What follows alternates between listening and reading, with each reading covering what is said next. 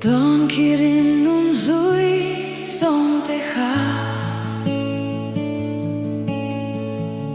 kapal thelu thamral maya Hrilh ka hai ngei tena biatu min la mai hi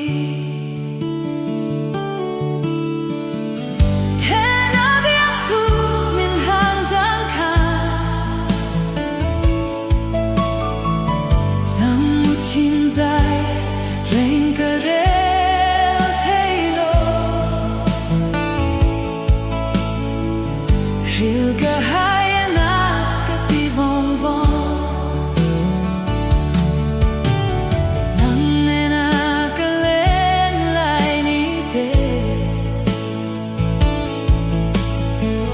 tin lai ya a chang ring si thi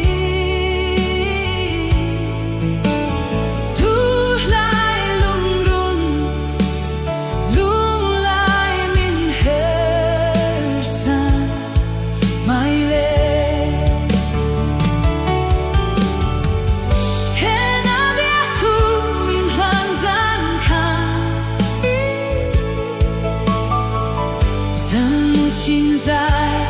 ren ka rel thelo Hrilh ka hai na ka ti vong vong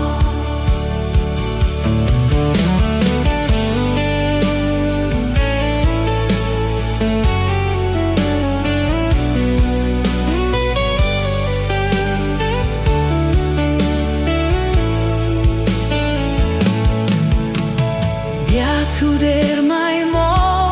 min lo la mel ma angka iton vang e kalum mo vang pulo ka cho swal che em ni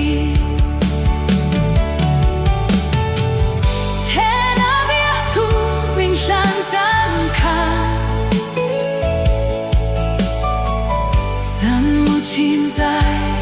ring ka rel thelo Hrilh ka hai na ka ti vong vong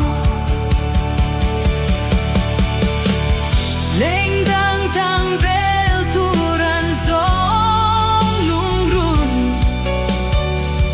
ka pau thei mo lo che